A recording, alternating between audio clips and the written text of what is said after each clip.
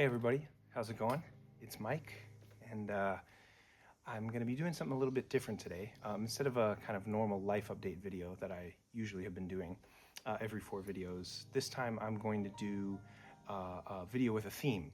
And the theme of it is the 15 albums that made me. And basically I'm going to take you through 15 albums that are extremely important to me, that have made a big difference in my life, that came into my life at a very formative time and shaped the way that I not only hear music, but make music. And yeah, after doing so many videos in a white room, even though it's a bit hot outside and I'm a little sweaty, I thought it'd be nicer to just get outside and film. So that's why I'm out here. But yeah, I'm gonna be going through my vinyl collection and showing you guys 15 albums that made me. So, without any further ado, let's get started. I guess I'll take my sunglasses off to do this.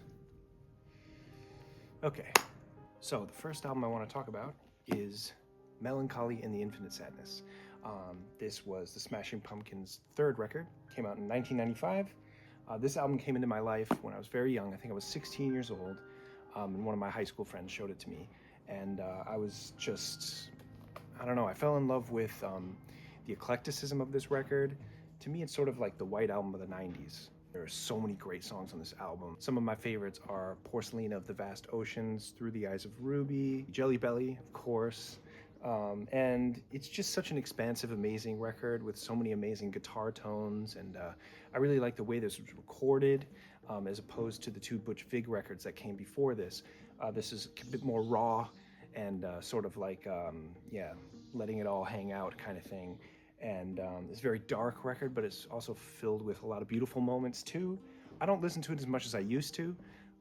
You know, it was huge for me when I was a teenager, but every now and then I'll have a phase of listening through this, and I'm always just taken aback by how just amazing of a piece of work this is. It's, yeah, great record. Okay, and moving right along, album number 2, Come On and Feel the Illinoise by Sufjan Stevens. Now, I'm from Illinois, and I know that I'm pronouncing Illinois, but look, there's an E here. Get it? It's a joke. But anyway, this album came into my life when I was 17. A friend from choir class showed it to me, a girl named Elena. Shout out to Elena. Thank you for showing this to me. She picked me up in her minivan and put on the song Chicago, and it blew me away with just the ornate arrangements.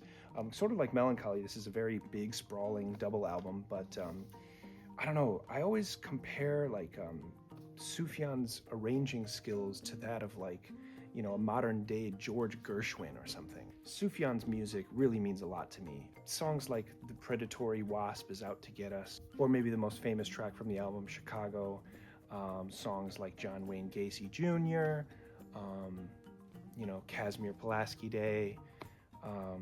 God, there's just so many great songs from this album, and it's just an amazing listen. I listen to this a lot when I ride on an airplane. Like right when it takes off, I'll put this on and have the first 2 hours of the flight. You know, I take a lot of long flights from Japan to Chicago, and from Chicago back to Japan, and so yeah. And also listening to this album, living so far away from home, really makes me, I don't know, feel the Illinois, I guess. But yeah, great album.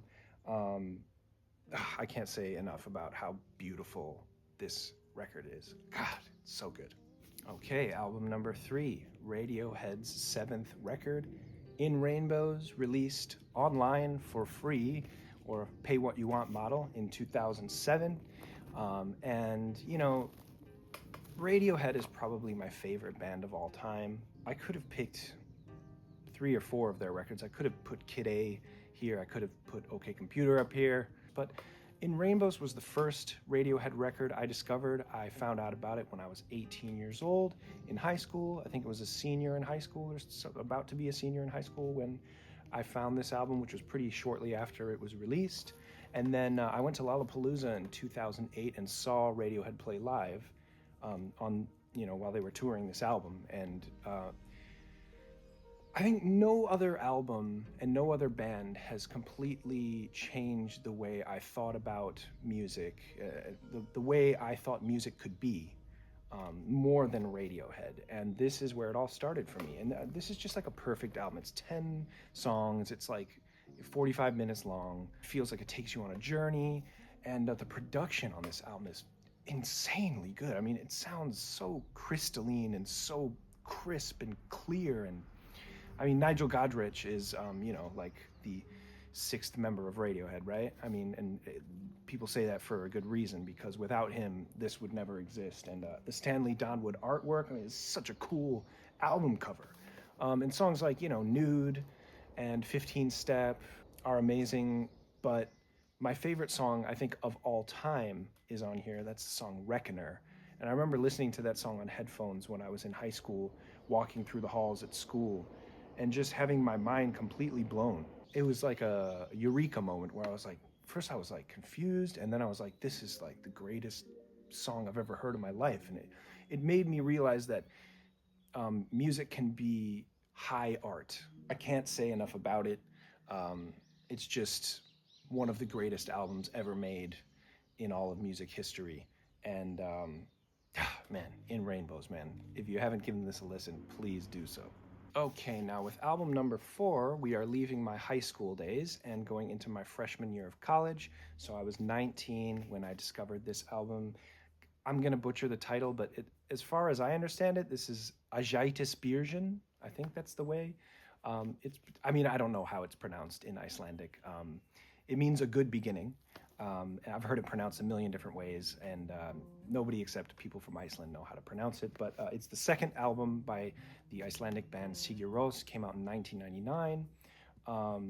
I think it came out in Iceland in 1999, and then in 2000 it was released in the UK, and then in 2001 it was released in the US. So this album took a long time to be discovered by an international audience, but once it did, it just blew everybody's minds. I mean, I was talking about Radiohead before this, and they became fans of Sigur Rós through this album. This is the album that kind of announced Sigur Rós to the world.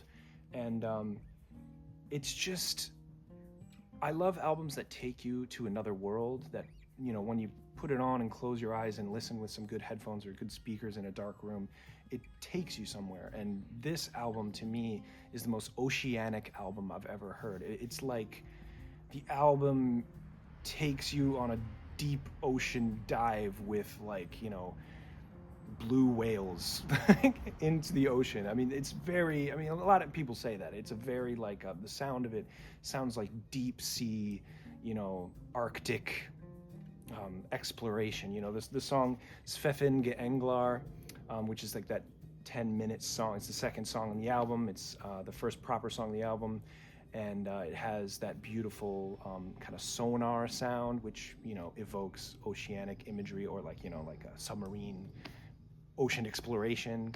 And then Starlfleur, the song, I think it comes right after that, has this beautiful piano arpeggios over these string arrangements that I think is like a palindrome.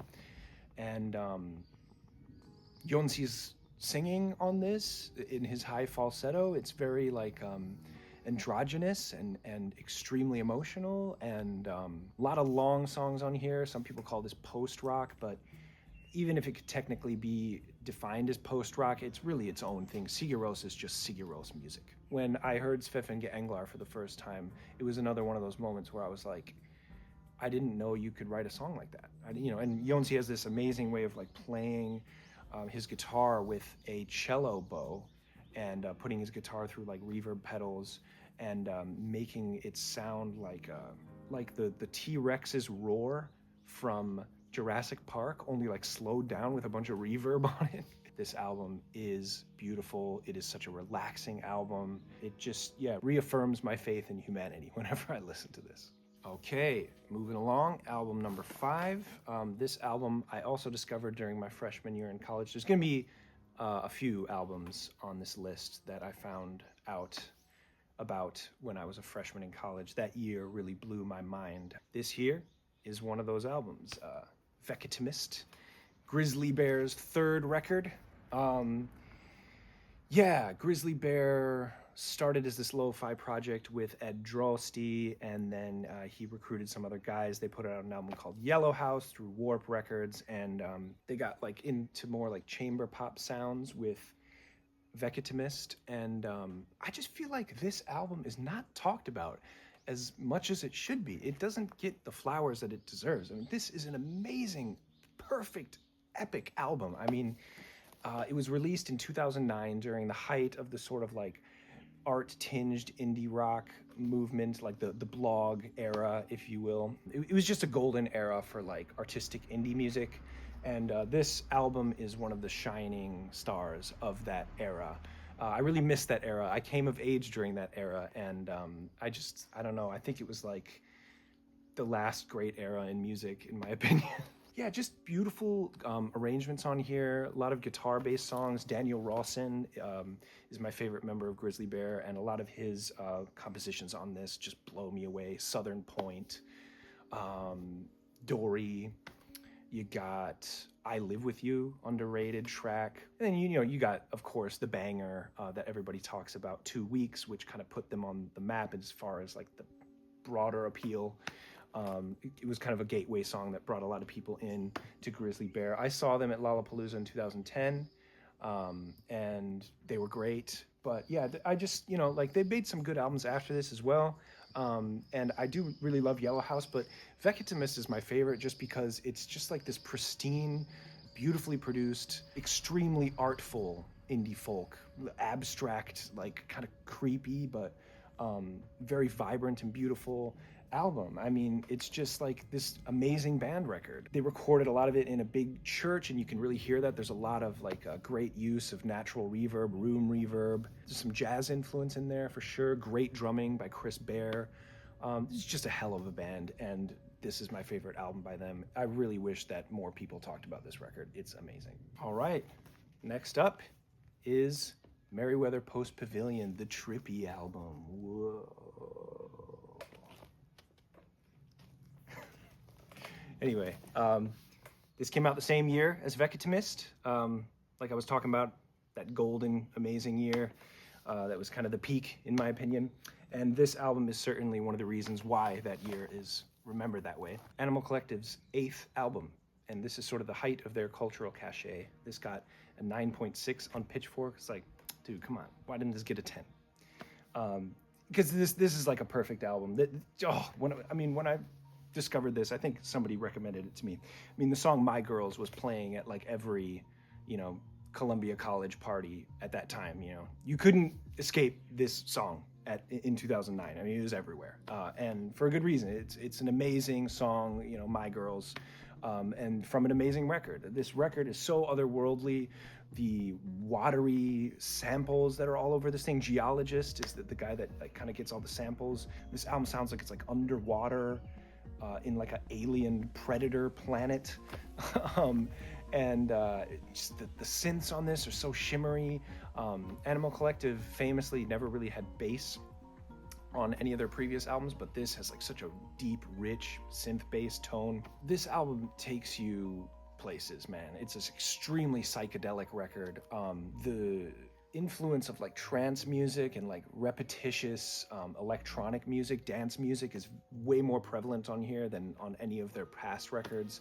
I mean, this is sort of the peak of Animal Collective, I mean, after this they made some good stuff, but I was thinking of even talking about Strawberry Jam because that album also means a lot to me, but this was my way in.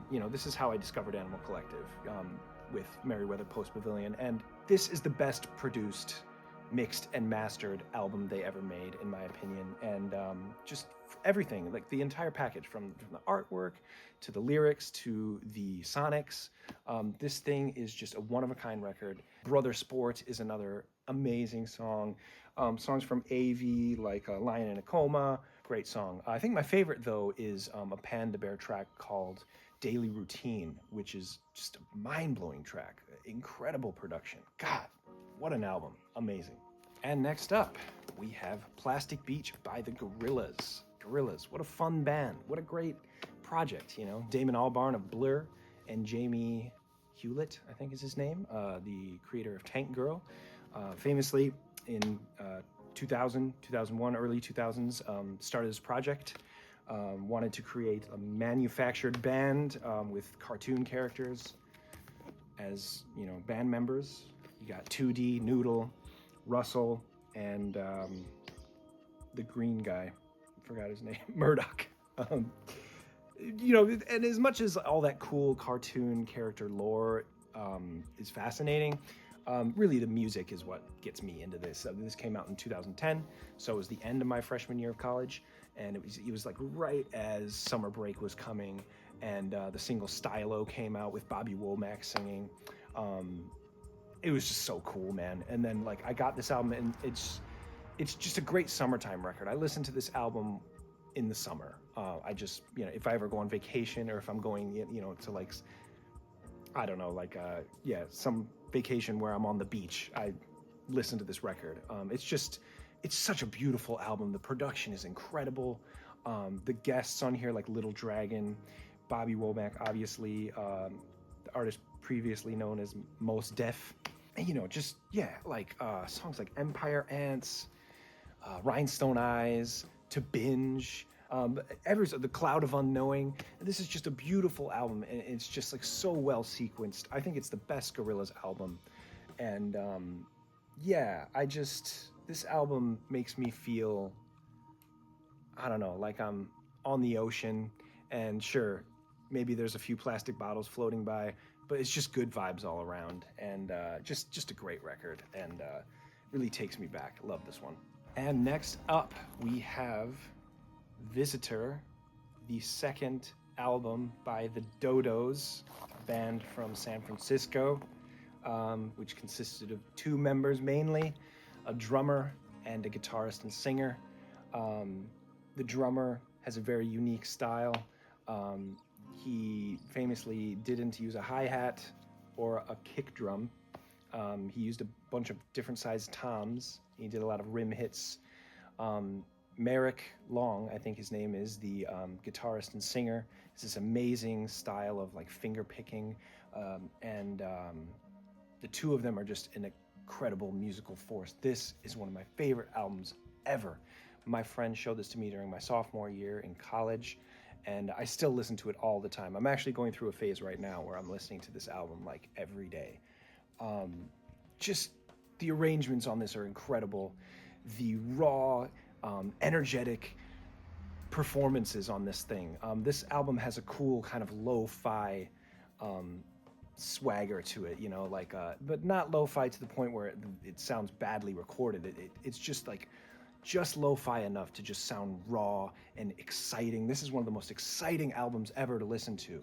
And it's very playful, it feels very light, but the songs go all over the place. And the very energetic, crazy rolling drums on this thing just get me so pumped up and excited. It's mainly like acoustic guitar and these unique drums with, Merrick Long singing, but they always really tastefully bring in like one other instrument texture, like maybe some like electric slide guitar, or maybe some weird little synth pads, or, some songs have brass instrumentation, like some trombones or trumpets. One song has a banjo, some female vocals pop in and out. This album to me is like, I don't know, maybe what people in the 60s and 70s felt about the Velvet Underground and Nico.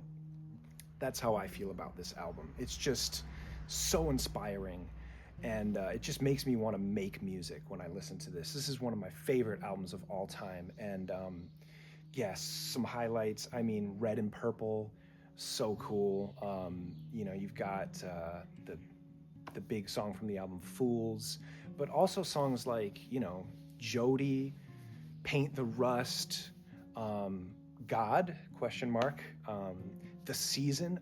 The Season's one of the best. This is just an incredible, like, avant-garde indie folk freak out album. It's just that nobody talks about this record, and they should, because this is just like, I feel like it's a forgotten gem from the the kind of the blog era of indie rock. I mean, this is just like, I just love this album so much. I like it better than Grizzly Bear stuff. I like it better than Animal Collective stuff. If you're talking about people from that same era, Dirty Projectors, like this album is like my favorite from that era, and it's just so damn good. It came out on French Kiss Records in 2008, and I discovered it in 2010 or something, and it's just been with me ever since. I love this thing so much. I could talk about it for half an hour more, but we got to keep going. So yeah, Visitor by the Dodos, amazing. Next up is a very different album. This is Grace by Jeff Buckley. I always get a little sad when I talk about Jeff, because, he only made this record and then he tragically passed away in 1997. This thing came out in 94. It was his debut and only, official release. I found out about this album. My friend Mike showed me this album during my junior year in college, 2011. I was like 21 years old. And, I started out in music as a singer. Before I learned how to play guitar or piano, or before I learned how to record music or produce music, from age 12 on, I was taking professional voice lessons and I was singing. I was in musical theater and choir. So I came into music as a singer. And, when I found Jeff Buckley and heard his singing, I couldn't believe how emotional it was and how just like technically brilliant it was, his chops. But as technically brilliant and gifted and talented as he is, it's the emotionality of his singing that really is what gets you. And in my opinion, Jeff Buckley is the greatest male vocalist of all time. I mean, Stevie Wonder comes close. You could say, he's just as good. Absolutely. But I don't know, man. Like, Jeff Buckley is just... His music means a lot to me. Some highlights for me, as far as songs go, would be... I love every song on this album. This is like a perfect album to me. But, the title track, Grace, probably features the greatest vocal performance ever recorded. Last Goodbye is great. Lilac. I could just go through the entire album and just say every song. I love every song on this album. It's like the best debut album ever made. I can't believe that he did this. This is an amazing feat of artistry and musicianship and songwriting, and it's just one of the most passionate and kind of like heartbreaking albums you could hear. Now I really enjoy listening to him, but it's almost sort of hard to listen to Jeff because it's just so emotional. So you have to be in the right kind of state of mind. But if this music connects with you, it'll stay with you forever because it's music that really works its way into your heart and just stays there. Sort of like a tear that hangs inside your soul forever. Anyway, Grace by Jeff Buckley. God, what an album. Alrighty, moving right along. We've got the album For Long Tomorrow by the Japanese math rock band Toe. This album is largely instrumental. There are some sparse vocals here and there, but mostly it's an instrumental math rock album, but it just transcends math rock like any great album. Even though it could be tied to a few different genres, usually it just great music transcends genre and just becomes its own thing, and that's certainly what happens here. Came into my life when I was a junior in college, so when I was 21, around the same time as Jeff Buckley's Grace. I found out about it a few years before, but I didn't really connect with it until my junior year in college. And it's just like the drummer. A lot of people talk about the drummer on this album as just like the leading force, which is true. His drumming is some of the most exuberant and just like technically brilliant drumming that you'll ever hear. It's jazz influenced. It's also rock influence. It's math rocky. So many different time signatures and just like incredible fills and just beautiful playing. But the guitarists also really make this thing special, and the keyboard player as well. I think that the guitars on this album are like my favorite sounding guitars on any album. And just the overall arrangements, how they fit in with the keyboards and drums and bass and everything. The world of these arrangements is just so rich and beautiful and vibrant, and that really gripped me. But another thing that captured me aside from that is the vocals. When they do happen, there are two singers on this. There's a male singer who's one of the guitarists in the band, and then there's a guest vocalist who's a female singer. And they're both Japanese, but a lot of the time they sing in English. And so this album gripped me in that it was one of the first like bilingual albums I ever heard. Before that I mostly listened to albums in English and maybe a few other albums in a foreign language, but this one was like, in Japanese and English. And, some of the lyrics on here, the English lyrics, you can tell are written by someone in Japan. And sometimes there's some grammatical mistakes. And, the pronunciation is very Japanese, but that's very charming and very cool. Like, he's trying to communicate in English and express himself in his native language and in English. And that influenced me massively with Nature's Neighbor and how we incorporated, lyrics in multiple languages. So this album was hugely influential on me. This is a very special one. Give this a listen. All right, next up on the list is a legendary album. Needs no introduction, but for those of you that don't know, this is the second album, technically, by My Bloody Valentine, or the second album on Creation. Came out in 1991, and this is Loveless, probably the shoegaze album of all time, the quintessential shoegaze album. And speaking of albums that have male and female vocals coming together, this is probably the best example of that. You've got vocals by Kevin Shields and Belinda Butcher, and I mean, how do you describe the sonic landscape that you are assaulted with when you put this album on? I mean, this is an album you got to put on loud. It's kind of like an impenetrable album.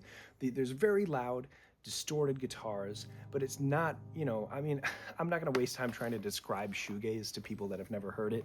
This is just something that needs to be experienced. And, there's nothing I can say about it that will, I think in a documentary, one thing I heard, when someone was trying to describe the sound of My Bloody Valentine that I really loved, that stuck with me, is he said it sounds like a mermaid falling into a black hole or something.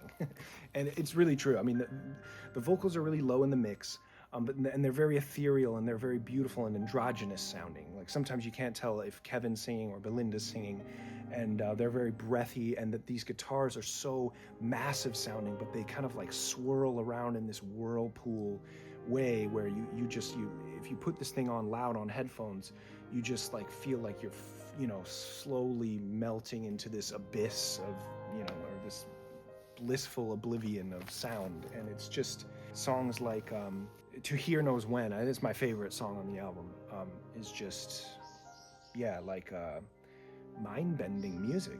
This is just like one of the most psychedelic, heavy, trippy albums I've ever heard. And it's a very influential album, and it influenced a lot of music that isn't even guitar music. It's a beautiful record, and I wish Kevin Shield would get his shit together and make a few more records, because he only made one after this, and it was like released 22 years after this came out, and he keeps saying he's got more music, but doesn't put it out. So Kevin, if you're listening to this, fucking put out an album, dude, come on. Moving along, something very different. This is the 2011 debut album, self-titled, Unknown Mortal Orchestra, the project of Ruben Nielsen, the brilliantly gifted guitarist, singer-songwriter. This thing came out of nowhere. This is a very raw, gritty-sounding album. The drums kind of sound like hip-hop drums from the 90s, like a boom-bap drum sound, with these artfully overlaid guitars. It's got a great lo-fi sound to it, because I think Ruben Nielsen, he records things digitally, but then he runs them all through vintage tape players and gets this very unique lo-fi, crunchy, compressed, gritty sound. And songs like Funny Friends, the big single, I just loved the guitar parts in that, the chords he was playing, and his really kind of like a soulful way of singing. But my favorite song on this album is called Jello and Juggernauts, which has got this like weird like neoclassical vibe to it in the guitar arrangements. And on top of that is just this really like dead lo-fi sounding drum part with like some kind of fat bass line in there. And just like I think Ruben Nielsen is one of the most unique songwriters of our generation. This album blew up on the blog scene or whatever.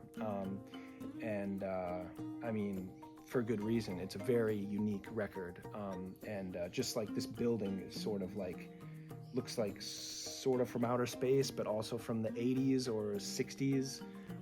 That's sort of what this album sounds like. And it's really, really cool. It's like discovering some weird 60s psych rock band that no one knew about, this album does have that feel, like a kind of like some album you found in like a dusty record bin that was in somebody's basement for 50 years, and you blow the dust off and play this thing, and it takes you on a trip for sure. Great record.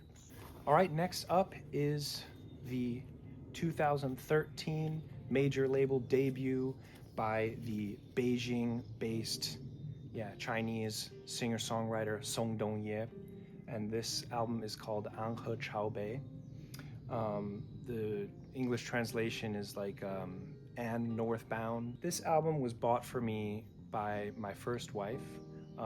She bought this for me when she went to Beijing in 2014, I believe. And when she came back to Chicago, we were listening to this in the car a lot in the early months of 2014, so a lot of snow. And this album is very snowy. Actually, one of the first sounds you hear when you put this album on is like somebody's boots crunching in the snow. And it's just a very beautiful singer-songwriter record. It's very cleanly produced. A lot of guitar-based songs on here, but there's also piano and some Chinese classical instruments on here as well. Song Dongye is an amazing artist. He's got a very deep, rich, baritone voice. And he sings all in Mandarin Chinese in a very, kind of like he's got a Beijing accent, of course, because he's a Dongbei Ren. And so he's got, like that very strong Beijing accent that comes through in his singing. And the whole thing's in Mandarin. So if you don't understand Mandarin Chinese, you're, not going to know what he's singing about necessarily. But, even so, my Mandarin is not very good. And even if I couldn't understand a lot of the lyrics, it just, the way he sings this and the way his songs unfold is just some of the most emotional music I've ever heard. It's very sad and melancholy, and it's also very relaxing and beautiful and deep. But he's really talking about some heavy stuff on here. This album blew up when it was released in 2013 in China. He was like one of the biggest artists in China for a while. And then he kind of got blacklisted from the music community in China because he was found in possession of marijuana. And in China, that's a big no-no. And he was, put in jail for a little while. And then when he got out of jail, he was kind of blacklisted from playing. And his career was sort of like, stopped in its tracks, which I think is very unfortunate because he was like the voice of his generation. And I wish I could have heard more music from him. He never released another full-length album after this, probably due to that traumatic experience, or at least could have been a contributing factor, which is a shame because, this guy is an extremely talented artist. He's kind of like, I hate these comparative ways of talking about artists, but it's sort of like, the 21st century Chinese Leonard Cohen, I guess, It's like if you're a Western person and you want to weigh into thinking about this album, it's very beautiful. And, there's a lot of great music that comes out of China that we're not exposed to in the West. And I think for those of you that like singer-songwriter music, like Elliott Smith, perhaps, or Nick Drake, Leonard Cohen, stuff like that, you should check this album out because it is a beautiful singer-songwriter album. And this album makes me cry more than, I don't know, lots of albums. And I can't really explain why, but it's just that there's just magic in his songs. And if you're interested in checking out some Chinese music, I would say give this one a listen. Okay, so speaking about emotional singer-songwriter music, I even mentioned his name when I was talking about Song Dong-ye. Nick Drake, Pink Moon. I mean, come on. One of the greatest singer-songwriter albums ever. So raw, emotional, starkly beautiful, almost macabre. Just, I don't know what to say about this. I mean, I discovered Nick Drake after graduating college. I was working at a record store, and they had some of his CDs, and so I bought Pink Moon and put it on, and I was just taken aback by how beautiful his guitar playing was, how precise and strong his guitar playing was. Super unique guitarist, great acoustic guitar sound, but also by the beauty of his lyrics and vocals. And, this album is just guitar and vocals. Like, one song has a piano overdub, and that's it. Besides that, these are just pretty much live takes of him playing guitar and singing. That rawness is, I think, what draws a lot of people in on this album. But it also is like, it's timeless. It doesn't sound dated, like this album could have come out anytime and it would still be brilliant. And Nick Drake, I mean, what a gifted guy and what an amazing person and an amazing songwriter. A huge hero of mine. This guy changed my life for sure. When I heard him, he famously uses a lot of brilliant, really cool open tunings. He does a lot of like jazz influence, cluster chords, and just amazing, brilliant finger picking. And songs like Road, blow my mind every time I hear it. Also, the song From the Morning is so sad. And I mean, this album is very sad and emotional, but just beautiful. And I mean, a lot of you probably know this album, but for those of you that don't, give it a listen. It's brilliant. It's beautiful. I've covered a lot of his songs on my YouTube channel. And this is going to be a companion with me for the rest of my life. Nick Drake, Pink Moon. All right, and we've made it to the last album. The sun started setting, so it's not as hot as it was when I started this video. I'm really going to have to edit this down because I've just been talking so much. Because I just love all these albums, and this is no different. This is Yankee Hotel Foxtrot, the legendary fourth album by the band Wilco. It was their debut on Nonesuch. They famously were dropped from their label, whatever it was, Reprise Records, I think, from Warner Bros., because this album sounded too weird, which is ridiculous now if you think about it, because it doesn't sound, I mean, it is avant-garde in a way, but there's a lot of pop sensibility on this, and it's very catchy. The arrangements on this album, the song I'm Trying to Break Your Heart, starting the album off, admittedly is a crazy way to throw someone into an album, but I Am Trying to Break Your Heart is one of the greatest recorded songs in the history of recorded music. What a wild way to deconstruct and then rebuild a simple folk song. I mean, this song I think is like 3 chords, maybe.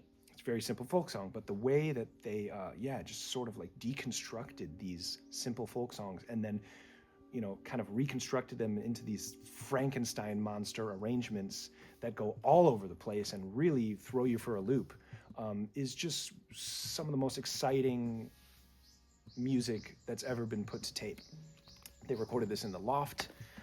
This is when Jay Bennett was still in the band. His fingerprint is all over this record. Also Jim O'Rourke, someone who I love.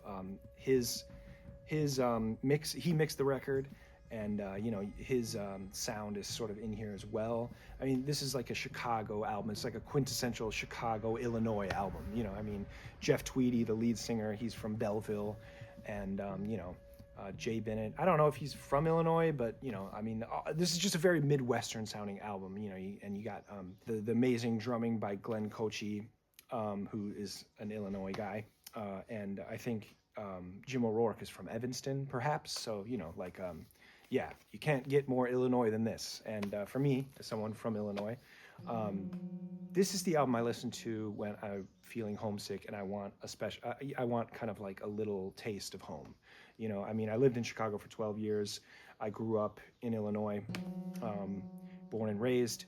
And so when I throw this album on, it sort of feels like Jeff Tweedy and co. are like bringing me back into Chicago and like taking me through the streets of Chicago. But it's like this surreal, like, you know, like cubist deconstructed version of Chicago where like cars are floating in the air, and it's like a Dali painting of Chicago. It's very hard for me to explain, but it's just this very surreal, but it's also really heartfelt stuff, you know, like a guy with his heart on his sleeve writing some really, really meaningful lyrics. This is the best Wilco album to me. I know that's cliche to say. I also love albums like The Whole Love. I like Star Wars a lot. Of course, I like Summer Teeth and Being There. But, I mean, how can you not think that this is the greatest thing that they'll ever do? I mean, it's just, come on. Jeff Tweedy is a songwriter that really, I don't know, I feel like a personal connection to. It's just one of those situations where you feel like the you know, the artist gets you, you know? Like, I feel seen when I hear this album, like the way, what Jeff's singing about, and, you know, like, yeah, it just really hits me in a place that not a lot of music reaches.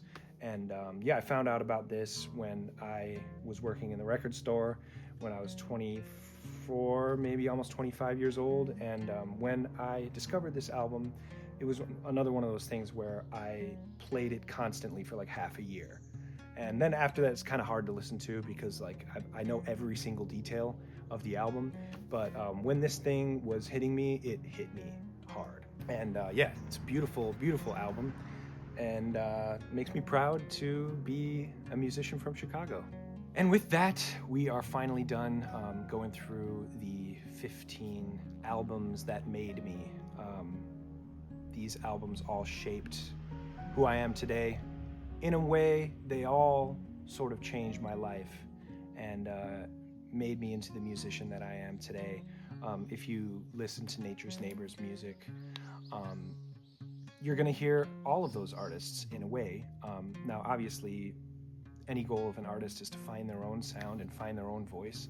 But, you know, what helps you find your own voice is, you know, finding music that you love and being influenced by that. And then, you know, eventually, you know, you'll get your own little space. But those formative albums from age 16 to 25, that 10-year span, just those albums that came into my life at that time, just like anyone, they'll always be with me. They'll stick with me forever. And I know you guys have albums and music like that for you.